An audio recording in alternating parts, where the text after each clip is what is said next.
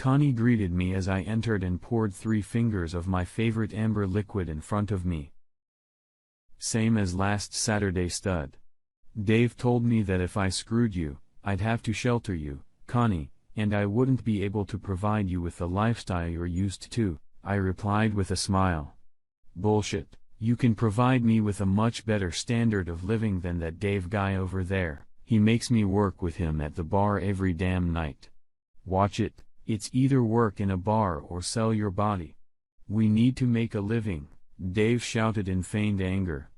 Dave and Connie had been running the Northern Bar at the Tel No 1 Hotel for the past 10 years. Over the years, I've come here with and without my wife, Christy, and they and I have become good friends. Saturday nights, I like to come here to get away from it all, hopefully in a certain type of company. The Northern is where I find companions and where Connie has offered me a wager. The bet, which I never dared make, was that if I couldn't find a companion by closing time, Connie would be my guest in the hotel room I always reserved for Saturday nights.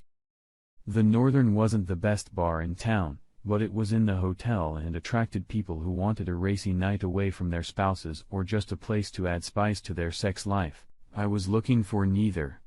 I was a tool that women used for that purpose.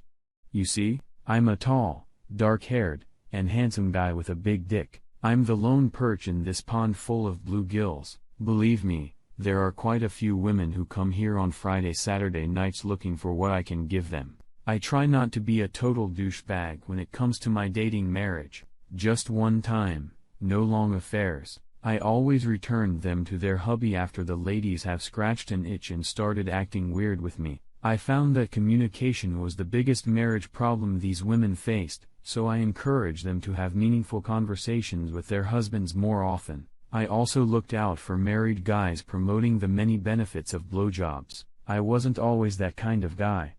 I was married for 8 years to the love of my life, but a couple years ago, my wife Christy was taken from us by a car accident, and I was left with 2 children. At first, no one could explain why she was on the west side at that time of day, but then I unfortunately found out.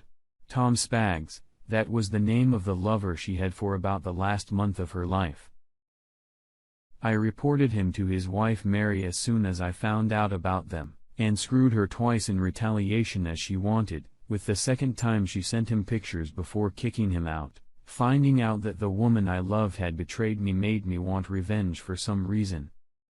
My depressed brain decided that having women to go out of their way on those Saturday nights was that revenge. Yes.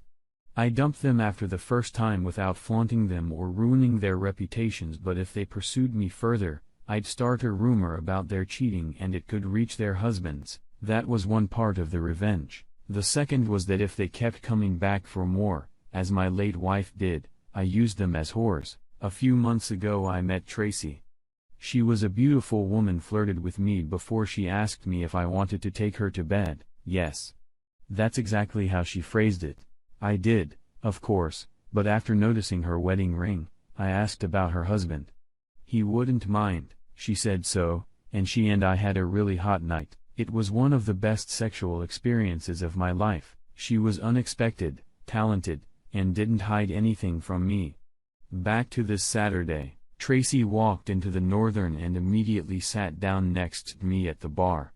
"Hi, Rick," she said cheerfully. "How are you doing, Tracy?" "I'm a polite person." "I've missed you," she whispered in my ear. "Tracy, you know how I feel about married women. Have you discussed anything with your husband since we met?" I was giving her a way out by mentioning my husband. "He never had what you have, Rick," she whispered again with a note of excitement in her voice. It was exactly the way I'd pictured my wife, which made my blood boil when I heard Tracy's words. Had Christy been as disrespectful to me in her conversations with Tom? I would never know. I grabbed Tracy by the shoulders and turned her around so that we're face to face. "Tracy, if you want us back together, you're going to have to obey me from now on. Do you understand what I'm saying?" I gave her a stern look so she knew I meant it and she could still refuse. "It's not a problem, sir," she replied with a lustful smirk. I leaned closer to her and said quietly, "Go to the bathroom, take off your panties, and bring them to me." Tracy got up from her chair, slipped her hand under her skirt and pulled down her panties. The guy behind her got a full view of her ass and pussy. He looked at me, not believing his luck. And I just winked at him. Tracy sat up again and held them out to me and smiled. "I'll do anything you say, Rick. I'll be a whore for you. I guess I need to step up my dominance game with this submissive slut. Here's my room key. Go up to your room and take off your clothes, slut. I wanna finish my drink." Tracy immediately left the bar and entered the elevator. I sipped from my glass, and Connie walked over to me. "Was that Tracy?" "Uh-huh." She came back for more. Connie knew what would happen if I went upstairs. She'd seen the result of what had happened to several married women who'd come back to me, and she wanted to try to save Tracy from such a fate. "Connie, she's a big girl. If you don't let her come to me, she'll just go to someone else to get what she wants." "I understand, Rick. I really do, but you need to end this revenge tour of yours even if the women deserve it. It's going to eat you up in the end." "I know, Connie, but it's not going to happen tonight," I told her, finishing my drink and heading for the elevator. I opened the door to the room and saw Tracy lying in bed under the covers. "I wasn't sure you were coming, Rick." I finished my drink before getting up to feed my slut cock. "This is what you want, isn't it? Come over here and undress me." "Yes, sir." Tracy grined. For the next 2 hours, I used her body for my pleasure. What could make a woman do that? What need was being satisfied in her when she did that?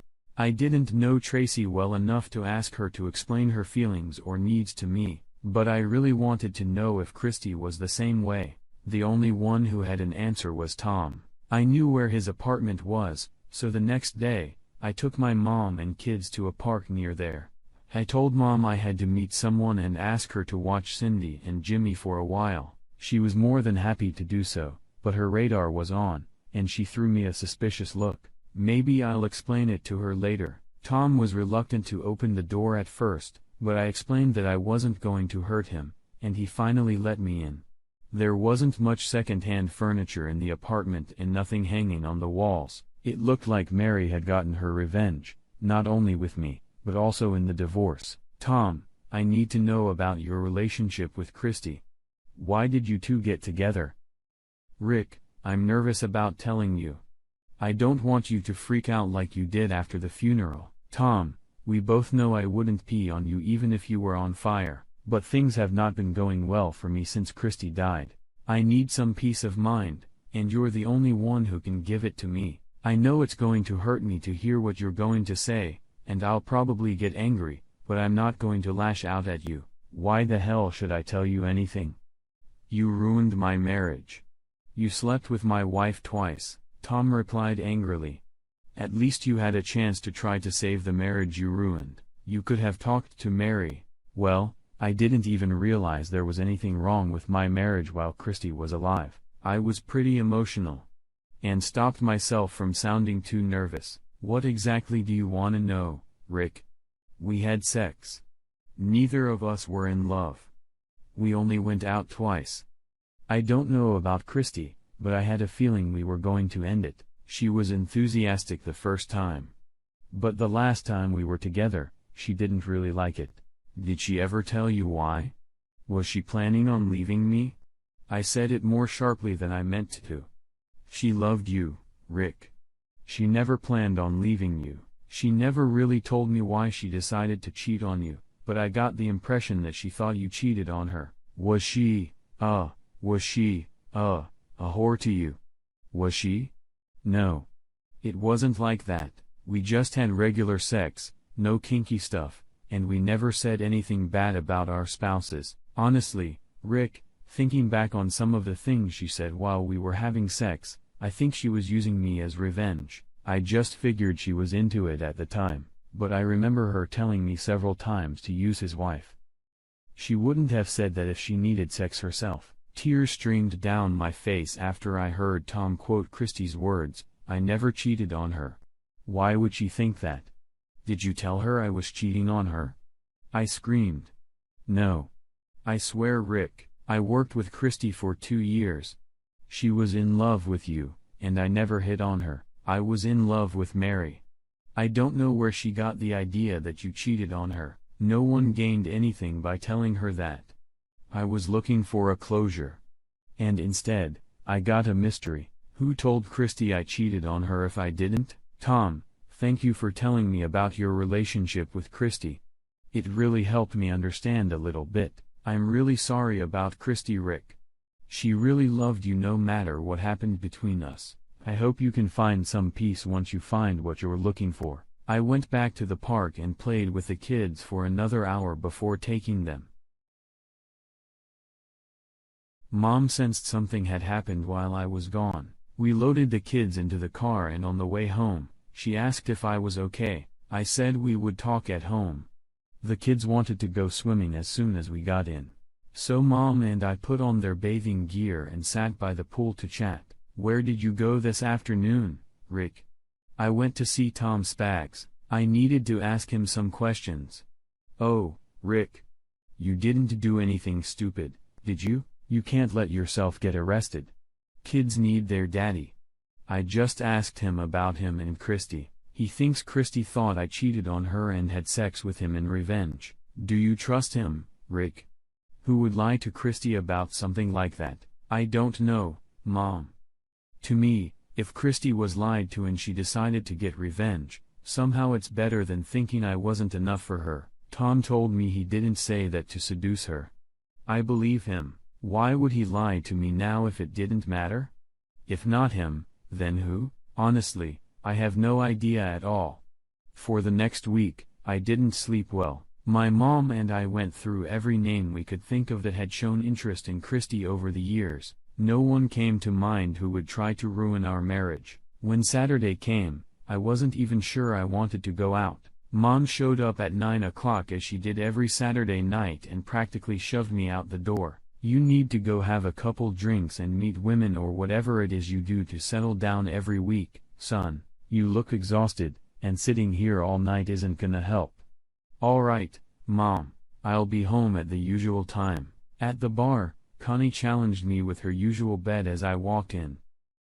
I sat down at the bar. Tracy came over and sat next to me as soon as Connie put my drink in front of me. I wasn't in the mood for companionship and probably shouldn't have come to the bar, but Tracy needed something, and she didn't care about my interest level. Tracy, didn't Connie warn you last week that you'd get in trouble if you kept coming after me?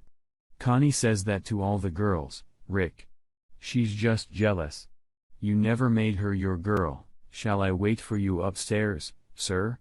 Tracy asked with a twinkle in her eye. I handed her my room key, and she left. I've been puzzling all week about who might have lied to Christy about me and why. Then all of a sudden, the light bulb above my head lit up and suddenly I felt sick. Tracy turned away to go upstairs before I realized the revelation, so she didn't see me jump up angrily.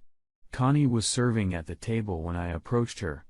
She turned and smiled at me until she saw the look in my eyes. She turned pale, covered her mouth with her hand, and tears filled her eyes. Oh, Rick, I'm so sorry. Yeah. I thought that you and I cut her off. You killed her. You ruined my marriage and Tom and Mary's marriage. My children have no mother. Why? Why? I'm in love with you, Rick. I'm in love. Don't you dare say you love me. What kind of love monster destroys a marriage with 2 little kids? Dave came over and stood between us. He pushed me away until he heard my words. Then he stopped and looked incredulously at Connie. Connie, what's he saying? Oh my God, Dave. Please listen to me. I don't think I need to hear this anymore, bitch. Get your ass out of this bar. Go home, pack your shit and go to your friend Terry's. If you're not gone by the time I get home after the bar closes, I'm gonna kick your ass out. Tracy came down to the bar about 15 minutes or so later. She could see that something was wrong. Rick, are you okay? She asked worriedly. Did you know about Connie, Tracy? What about her? She told Christy that I was cheating on her, so she'd have a chance to meet me. Tracy immediately couldn't take it anymore and fell to her knees. Oh, no. I didn't know anything, Rick. I swear. How could she do that? Oh my God, Cindy and Jimmy, the poor babies, she wailed. Her desperation for my children surprised me. She didn't even know them, but she was crushed knowing what they had been through just because someone wanted to have sex with me. I'm going home, Tracy. I can't. Are you gonna be okay? Do you want me to come over so you have someone to talk to? No. I'm fine, Tracy. Thank you.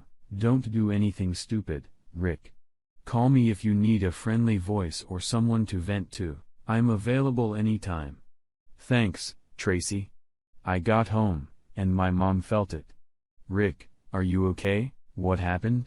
It was Connie. I said quietly. Who's Connie? Mom asked confused. She works at the bar I always go to. Christy and I were friends with her and her husband. She killed her mom. She told Christy that I cheated and Christy trusted her enough to believe her. I said, looking nowhere. My mind was lost 1,000 miles away. Oh, Rick, baby. I'm so sorry. I stayed home the next Saturday and the next one too. Eventually, my mom demanded that I get out of the house and do what I used to do to help myself relax. I wasn't sure I wanted to do that, but I went out after all to another bar a few blocks east. I'd been to Doggy's bar before.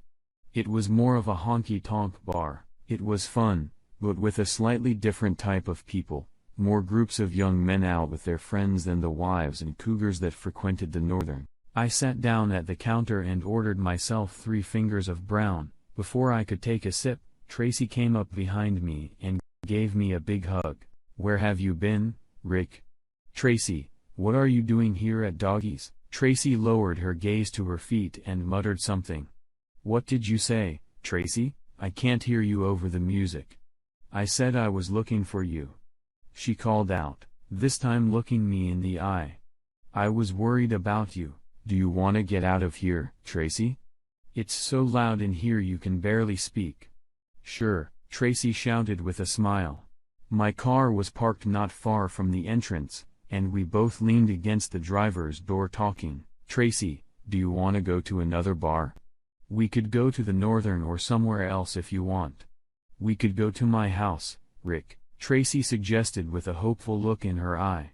I'm pretty sure your husband would disapprove, Tracy. Tracy's demeanor suddenly changed.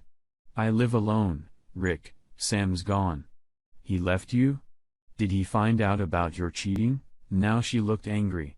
I never cheated on my husband. I was with you after. Tracy cried, apparently thinking about Sam. Tracy, I'm sorry. I didn't know you were divorced when we first met. You said you were married. Now Tracy was sobbing. I put my arm around her and she cried into my shoulder. He didn't divorce me, Rick. He died. I'm so sorry, Tracy. I didn't know. And I guess no one did. Was this right before we met? No, it was before your wife died. When you walked in without her, looking so lost, I thought I was gonna come after you. Tracy, I feel even more lost now than I did then. Someone I thought was a friend lied to my wife about me. My wife decided to get revenge for my supposed betrayal and then die in a car accident, and I still didn't know what was going on. I know how you feel, Ricky. Sam died of a heart attack in bed with his young administrative assistant, and not only did I not know he was having an affair, but I didn't even know he had an administrative assistant. We both chuckled unhappily at that. What do you suggest then, my little slut? I asked, reminding Tracy of what she had told me a few weeks ago. Tracy smiled broadly at me. That slut would like to take you home and wear you out all night. In the morning, I'd like to go home with you and meet your mom and kids for breakfast. Then I'd like to take you and the kids to the zoo and then come home, get cleaned up, and have a romantic dinner. Then we'll come back here and you can use your girl all night again. I'd like to repeat this every weekend until we're head over heels in love with each other, and you ask me to marry you. I swear, jiggers.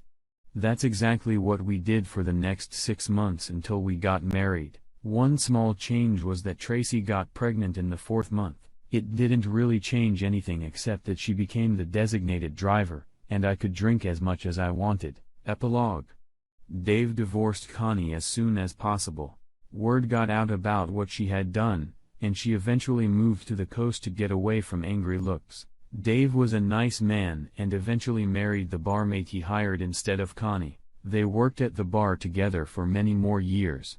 Tracy and I only had one child together, Harry. That gave us a total of 3 children, and that was enough. She was kind and loving to all the children. Cindy and Jimmy loved her and called her mom shortly after we were married. Tracy was proud to be my girl. At one point in the evening, she would call me, "Sir," letting me know she was waiting for the kids to be tucked in. My only problem was keeping Tracy from waking everyone up during her orgasm. The ball gag was doing its job, but I enjoyed kissing too much to leave it on for long. Such a dilemma.